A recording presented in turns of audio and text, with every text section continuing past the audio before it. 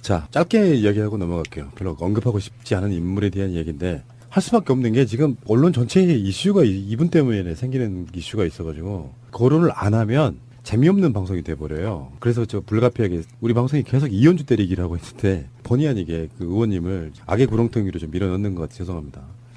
일단 홍익표 더불어민주당 의원이 정책위 수석 부의장이 예. 이현주 공천을 잘못해서 죄송하다 사과한다 이렇게 말씀을 하셨네요. 태어나서 이런 재밌는 장면은 처음 봅니다. 국민의당 수석부 대표인 이현주 의원의 발언은 매우 부적절합니다. 물론 우리 더불어민주당 책임도 있습니다. 국민들에게 죄송합니다. 공천 과정 허술해서 공천에서 당선까지 시켜서 그렇습니다. 이런 반교육적, 반노동적, 반여성적 발언을 한 수석부 대표에 대해서는 국민의당에서 반드시 조치가 있어야 된다고 생각합니다. 국민의당의 당론이 그러한 제보를 듣겠습니다. 근데 이게 맞는 얘기죠. 2012년에 네. 4월에 저희가 공천한 거 맞고요. 예. 민주통합당 때 공천한 거 맞고 제가 문성근 선배랑 국민의 명령 해서 그 민주통합당까지 쭉 왔잖아요. 그런데 그 즈음에 그 이현주 변호사가 국민의 명령 사무실에 온 적이 있어요. 그래요? 예. 그래서 그때 유시춘 선배가 같이 이제 민주통합당 만드는 작업을 같이 했는데 유시민 작가 누나. 네. 그렇게 말씀하시면 싫어하세요. 응? 유시민이 유시춘 동생이다 이렇게 얘기해야 된대요. 예. 저도 여자 유시민이라는 말 안 좋아해요. 아 그렇구나. 네. 언젠가는 유시민에게 남자 채민이라고 할 날이 오지 않을까요? 좀 남자 채민이가 예능 프로에서 날라다니시더라고. 예, 그래서 온 적이 있어요. 근데 그때 이제 공천 받을 수 있을까 해서 이제 문을 두드렸던 거고요. 그러니까 그만큼 그 권력 의지가 강했다는 거죠. 성향 자체는 뭐 민주 진보적인 사람은 아니었던 것 같아요. 지금 아닌 게 하는 아니고 거요? 오히려 지금 얘기하는 거 보면 반노동, 반시민, 예, 반민주 뭐 이런 거라 전혀 민주통합당 뭐 저희 성향은 아니죠. 그리고 반문의 기수시잖아요. 그러니까 권력을 잡는 거라면 어떤 변신도 가능한 사람. 저는 그렇게 봤거든요. 최근에. 예, 그렇기도 하고 SNS를 통해서 이런 얘기도 있잖아요. 지금은 이현주 의원이 반문의 기수라 뜨는데 그래서 요즘 이현주 의원하고 박모 의원하고 누가 더 텔레비에 많이 나오냐. 그러니까 박모 의원도 친문 패권 욕하고 막 이럴 때는 방송 탔는데 요새는 무엇 때문인지 반문을 안 하니까 텔레비 못 나오시는 거 아니냐 이런 얘기 막 하세요. 그리고 이현주 이분이 뜨는 건 보면 주로 문재인 정부를 포퓰리즘 독재라고 하고 이런 거 언론이 받는 거잖아요. 제가 한번 얘기 안 했던가요? 저한테 19대 때 기자가 찾아와가지고 그 문재인 대표 시절이었어요. 네. 그때 문재인 대표 한 번만 비판해 달라고. 왜? 그때 막 그러니까요. 흔들릴 때 네. 한 번만 비판해 주시면 이거 대서득필 할 수 있다. 제가 하면 최민희가 하면. 어떤 계열인지 몰랐나 보네요. 아니요. 알고. 알고? 언론에 나오고 싶으면 그렇게 하라는 취지죠. 이 또라이예요, 뭐예요? 저는 이런 걸 여러 장면 겪었어요. 여러분이 제가 이제 여기서 이렇게 제가 표현하긴 그렇지만 올곧게 한 길로 친노 친문의 길로 오는 게 그냥 있는 거 아니고요. 그래서 저보고 문재인 대표 한 번만 비판하면 일면 탑이다 이런 기자도 있었고요. 그때 언론 흐름이 그랬다는 거네. 그렇죠. 그러니까 문재인 대표 욕하면 일면 탑 방송 쫙 이렇게 되는 거예요. 미친놈들이네요. 아니, 그리고 저한테 그랬어요. 그럴 정도로 정치인은 언론에 나가고 싶어 한다고 생각하죠. 그랬고요. 그 다음에 2003년에는 제가 민원연 사무총장 시절일 때 동아일보 기자가 민원연 사무실에 죽을 치고 앉아 있었어요. 왜요? 정현주 KBS 사장 욕하는 칼럼 하나 써달라고. 미쳤구나. 그러면 이제 그게 일종의 딜이 되면서 언론에 나갈 수 있는 길이 되는데 저는 뭐 그런 웃기는 얼토당토하는 유혹들이 많이 있었죠. 그런 분위기라는 거예요. 그러니까 그게 이 친노 친문을 그렇게 보수 언론이나 기득권이 싫어하는 건 이유가 딱 하나죠.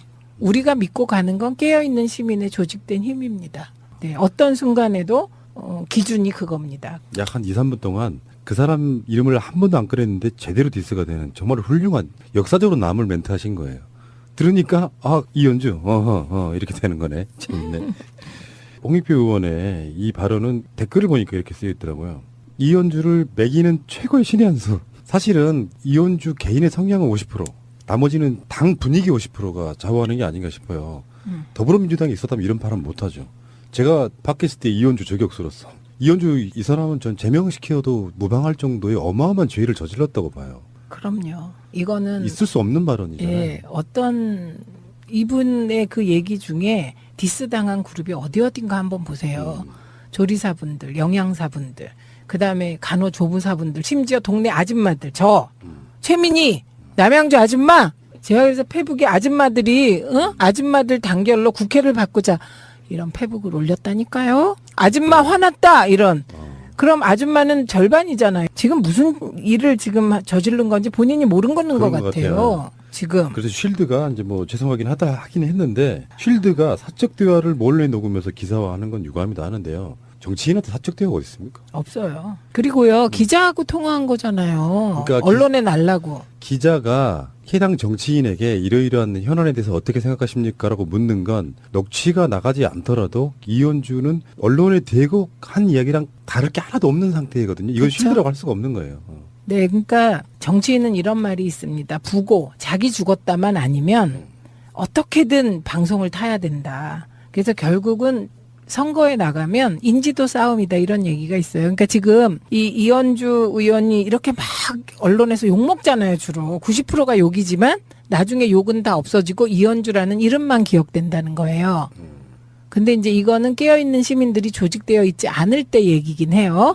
예, 저는 그 깨어있는 시민들이 조직되길 바랍니다. 그 광명에서. 예. 그런데 그거를 정확하게 이용해서 뜬 분들이 많이 계세요. 머릿속에 지금 떠올려 보세요. 맞습니다. 예, 노무현 대통령 시절 참여정부에 노무현 대통령 흔들어서 뜬 분들 머릿속에 한번 그려보세요.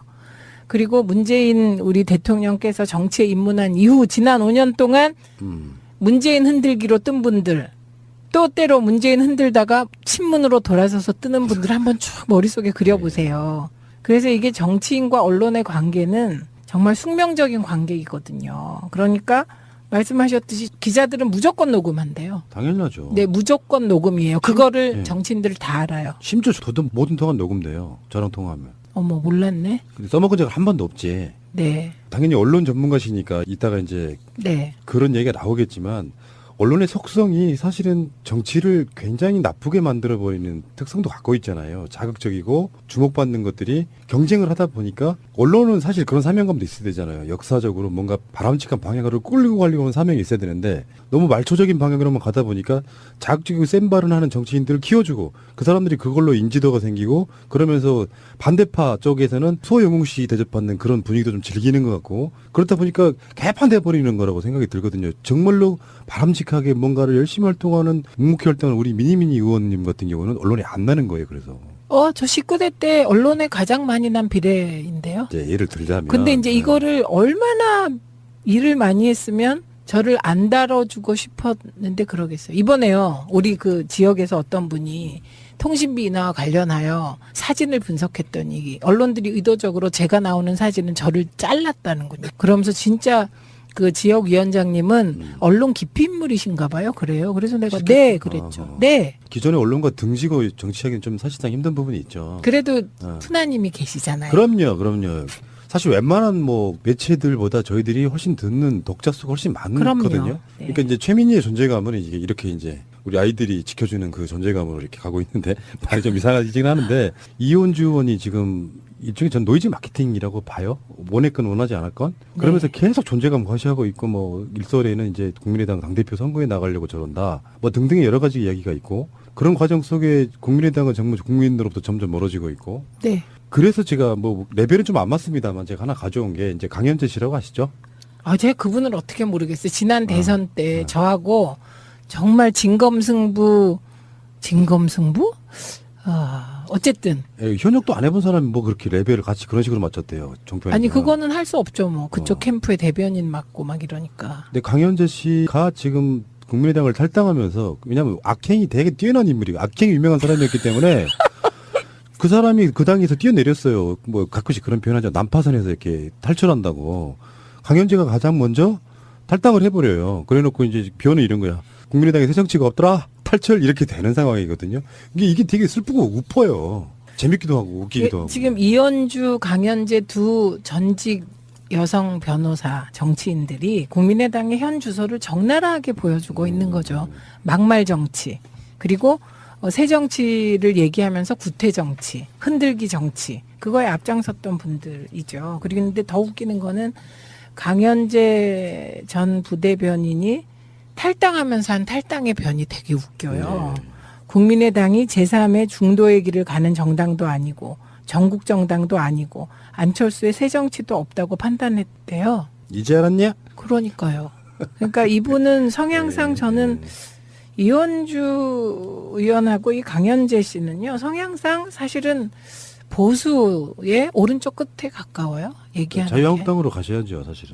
자유한국당보다 조원진 또 창당했대요. 네, 그 창당한 당 이름도 기억 안 나는데 새누리당에서 또 이렇게 제명당했어요. 그래서 출당당해가지고 또 당 만들고 그런데 이 양반 드디어 이제 전임맨의 길로 들어섰어요. 거기에 정미홍, 그러니까. 변희재와 같이 하죠. 근데 그런 정도와 맞습니다. 같지 않나요? 인식 수준이. 이야기 좀 잠깐만 놔볼게요. 네. 구성에서. 그러니까 정치판에서 부류는 여러 가지가 있다고 생각이 네. 드는데 사실 상당히 공감하실 거예요. 민주 진보 세력에서 학생운동도 좀 했거나 그런 비슷한 결로 이렇게 살아오다가 인재풀이 없다 보니까 이제 김대중 대통령이나 이런 정당들에서 많이 수혈을 하잖아요.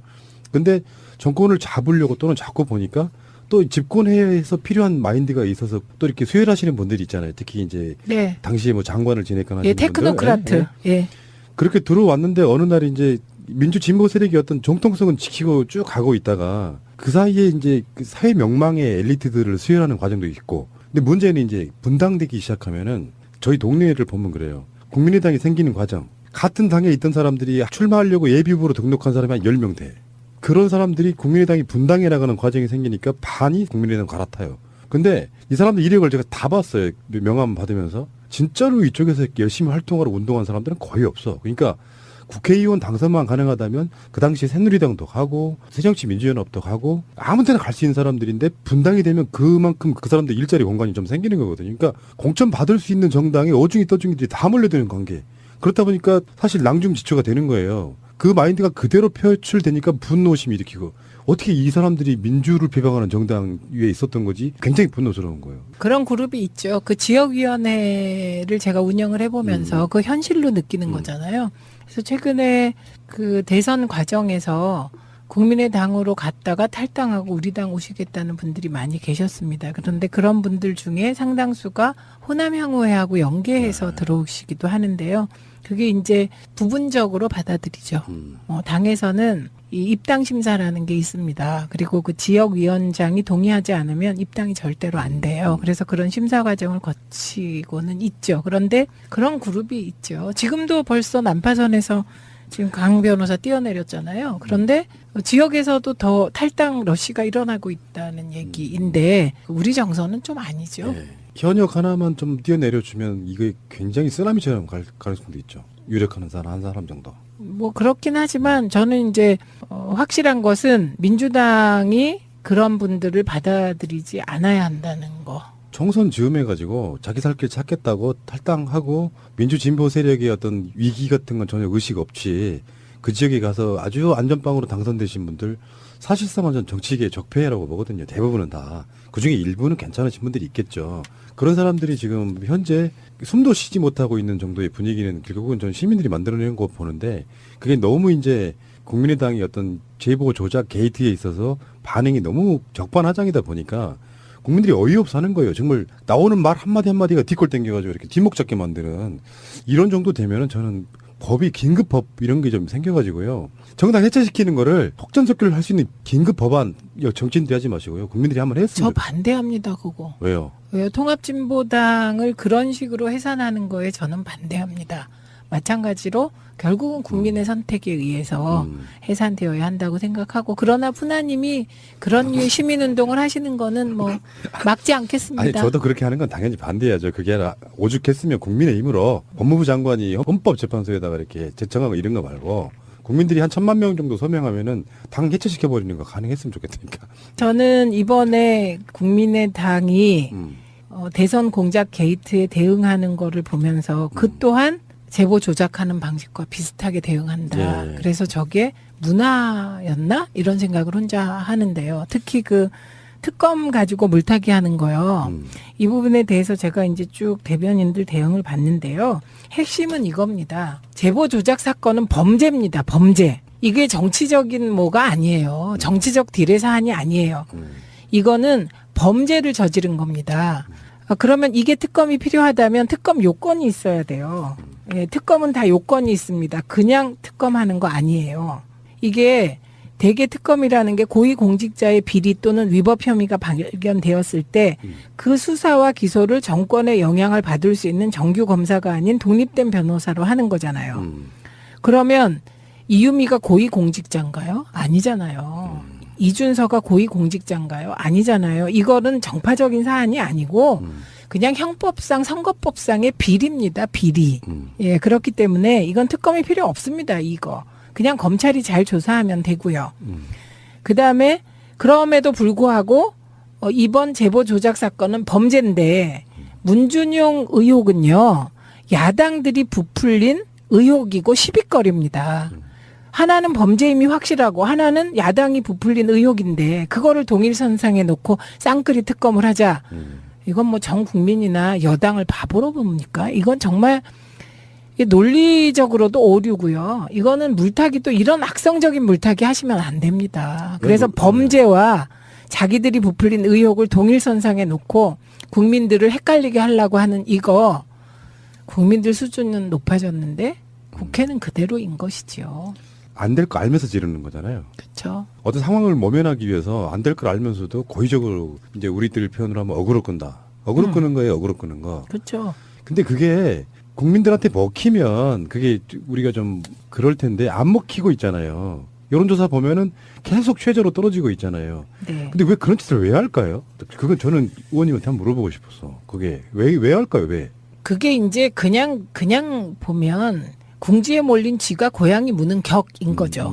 예. 그리고 뭐 공격이 최선의 수비다라는 얘기까지 일부 언론이 하던데, 그러니까 안 맞는 것이죠. 지금 전혀 그 공격이 최선의 수비라는 말과 지금 이 상황은 지금은 길이 없는 겁니다. 사방이 막혀서 이제는 그냥 어거지 쓰고 뭐 그렇게 하다 보면 그러니까 과거에 있지도 않은 호남 홀대론을 만들어서 문재인 흔들기를 했던 호남 토호 세력, 호남의 그 일부 그 유지 세력, 예, 그 세력들이라도 결집시키는 거죠. 그리고 혹시 이제 그렇게 막 던지다 보면 뭐 하나 정도 정부가 받아줄 수 있지 않을까 하는 기대. 그리고 또 하나는 추미애 대표를 집중적으로 공략함으로써 혹시 민주당이 분열해주지 않을까 하는 신락 같은 기대. 맞아요. 예, 그건데요. 우리가 믿고 가는 건 깨어있는 시민의 조직된 힘입니다. 네, 어떤 순간에도 기준이 그겁니다. 약 한 2, 3분 동안 그 사람 이름을 한 번도 안 꺼냈는데 제대로 디스가 되는 정말 훌륭한 역사적으로 남을 멘트 하신 거예요. 들으니까 이현주 이렇게 되는 거네. 재밌네. 홍익표 의원의 이 발언은 댓글을 보니까 이렇게 쓰여 있더라고요. 이현주를 매기는 최고의 신의 한 수. 사실은 이현주 개인의 성향은 50%, 나머지는 당 분위기 50%가 좌우하는 게 아닌가 싶어요. 더불어민주당이 있었다면 이런 발언 못하죠. 제가 팟캐스트에 이현주 저격수로서 이현주 이 사람은 전 제명시켜도 무방할 정도의 어마어마한 죄를 저질렀다고 봐요. 그럼요. 이거는 있을 수 없는 발언이잖아요. 예, 어떤 이분의 그 얘기 중에 디스 당한 그룹이 어딘가 한번 보세요. 조리사분들, 영양사분들, 그다음에 간호조무사분들, 심지어 동네 아줌마들, 최민희, 남양주 아줌마. 제가 그래서 페북에 아줌마들이 아줌마들 단결로 국회를 바꾸자 이런 페북을 올렸다니까요. 아줌마 화났다 이런. 그럼 아줌마는 자, 짧게 이야기하고 넘어갈게요. 별로 언급하고 싶지 않은 인물에 대한 얘기인데 할 수밖에 없는 게 지금 언론 전체의 이슈가 이분 때문에 생기는 이슈가 있어가지고 거론을 안 하면 재미없는 방송이 돼버려요. 그래서 저 불가피하게 우리 방송이 계속 이현주 때리기를 하고 있는데 본의 아니게 그 의원님을 악의 구렁텅이로 좀 밀어넣는 것 같아서 죄송합니다. 일단 홍익표 더불어민주당 의원이 정책위 수석 부의장이 예. 이현주 공천을 잘못해서 죄송하다, 사과한다 이렇게 말씀을 하셨네요. 태어나서 이런 재밌는 장면은 처음 봅니다. 국민의당 수석 부대표인 이현주 의원의 발언은 매우 부적절합니다. 물론 우리 더불어민주당 책임도 있습니다. 국민들에게 죄송합니다. 공천 과정 허술해서 공천에서 당선까지 시켜서 그렇습니다. 이런 반교육적, 반노동적, 반여성적 과도를 한 수석부 대표에 대해서는 국민의당에서 반드시 조치가 있어야 된다고 생각합니다. 국민의당의 당론이 그러한 제보를 듣겠습니다. 근데 이게 맞는 얘기죠. 2012년에 네. 4월에 저희가 공천한 거 맞고요. 예. 반문의 기수시잖아요. 그러니까 권력을 잡는 거라면 어떤 변신도 가능한 사람. 저는 그렇게 봤거든요, 최근에. 예, 그렇기도 하고 SNS를 통해서 이런 얘기도 있잖아요. 지금은 이현주 의원이 반문의 기수라 뜨는데 그래서 요즘 이현주 의원하고 박모 의원하고 누가 더 텔레비에 많이 나오냐. 그러니까 박모 의원도 친문 패권 욕하고 막 이럴 때는 방송 탔는데 요새는 무엇 때문인지 반문을 안 하니까 텔레비 못 나오시는 거 아니냐 이런 얘기 막 하세요. 그리고 이현주 이분이 뜨는 건 보면 주로 문재인 정부를 포퓰리즘 독재라고 하고 이런 거 언론이 받는 거잖아요. 제가 한번 얘기 안 했던가요? 저한테 19대 때 기자가 찾아와가지고 그 문재인 대표 시절이었어요. 네. 그때 문재인 대표 한 번만 비판해 달라고. 왜? 그때 막 그러니까요. 흔들릴 때 네. 한 번만 비판해 주시면 이거 대서득필 할 수 있다. 제가 하면 최민희가 하면 어떤 계열인지 몰랐나 보네요. 아니요 알고 알고? 언론에 나오고 싶으면 그렇게 하라는 취지죠. 이 또라이예요, 뭐예요? 저는 이런 걸 민주통합당 때 공천한 거 맞고 제가 문성근 선배랑 국민의 명령 해서 그 민주통합당까지 쭉 왔잖아요.